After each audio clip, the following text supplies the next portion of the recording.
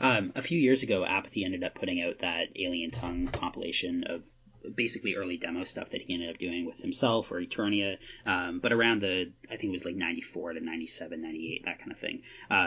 Is there ever an opportunity that we're going to be able to hear some of the material you're talking about when you don't kind of have your own style or sound yet, but you're still just kind of experimenting? It's possible. I mean, I really cringe at those things, but I know fans would like to hear it just to like hear the progress or hear history. But maybe not. I don't know if I'm going to go back that far because really just I don't even know if I can find the tapes, like the quality of it or whatever. But I mean, the only thing like I'm thinking of doing, and me and the guys have been talking about it with Equilibrium, is we were supposed to come out with a full-length album like in the late 90s or whatever. All those singles that came out were parts of that we never actually put out. So I may like do something. We may put that out, but yeah, so. Gotcha. So when did you end up actually forming Equilibrium, and how did you end up meeting like Dutch Massive and Magic Most? I mean, the funny thing is, a lot of people may not realize this, but we have I guess I owe a lot to these dudes. Live Poets was their name at the time, and they eventually went on to become Anticon. I'm sure you're familiar with them. And 100%, yeah. Yeah, so really back in the day, Soul from Live Poets at that time, and Mood Swing 9 of that group, I had connected with them through, like I said, how I talked about being early on with like downloading files from like local bulletin board systems. Of course, when AOL came around and you could actually use that as a gateway to get on the internet, that's where I really connected with a lot of like-minded independent hip hop people putting out records, that knew all about the scene. And that's how I connected with Soul and Mood Swing. And Soul is actually the one who connected me in Apathy, and Mood Swing is the one that connected me in Dutch.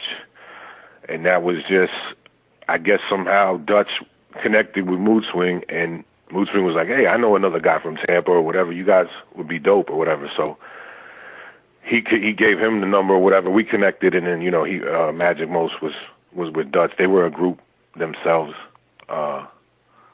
Just the two of them were like a duo. I forget the name of the group at the time. But that's fascinating. Was that the type of music that you were listening to then? Like a lot of like early Anticon shit? Now obviously you mentioned like the West Coast influence and Spice One and whatnot. But Anticon's completely different than that, right?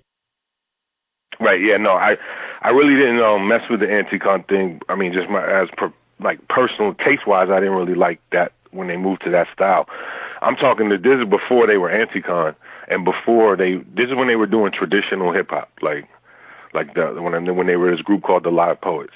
Gotcha. So if you listen to that album, it's very traditional boom bap, like raw samples and like just straight up rhyming. It's not really where they tried to like do, go in another direction, which I totally salute. And like I said, salute. It worked for them, and I'm all for taking you wherever your creativity takes you. But yeah, so this is before that. So I wasn't really when it moved into that kind of sound. I still, like I said, I saluted them, but it wasn't really my style. Gotcha. So with Equilibrium then, so you said that you were gonna end up putting out that project at that period of time. Why did that never end up coming out? I mean, we had some like turmoil. I mean, we were young, we were kids, so sure. We clashed heads. I mean, so we kind of broke up for a period of time. Like Magic Most, he wasn't in the group for a while, and so just kind of disbanded at that point. And I also, this was like shortly after we did that album, I moved to New York and just got wrapped up in all that, you know what I mean? So it was hard for me to try to put that together. And shortly after that, we became cool with Magic again. That was just a short little thing that happened or whatever. So we were all good, but it's just like I said, I had gotten busy doing other stuff. And then at that point, I just wanted everyone to start fresh and that's why, they did their solo things and I helped them with that as well. But so the album just kind of fizzled out. We never, it was unfinished. There's some parts where there's like, so if I put it out now, I'm gonna have to put it out like with like what it is. Just there's parts of it unfinished. But like I said, just the direction changed and focus changed, and you looked at it as old material. You know what I'm saying? And 2 years later, I didn't really have as much interest in putting it out.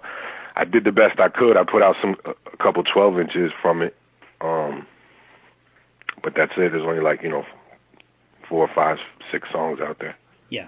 If you do end up putting it out, are you planning on just releasing it through your own imprint, like with Dirty Version, or maybe go with like Chopped Herring or something like that? Like, I know there's a lot of labels that at this point they release those early demo materials. I know J-Zone ended up putting out his early stuff with Bob and Chopped Herring. Is that something that you would be like maybe thinking of, or would you just end up putting it out yourself to make it easier?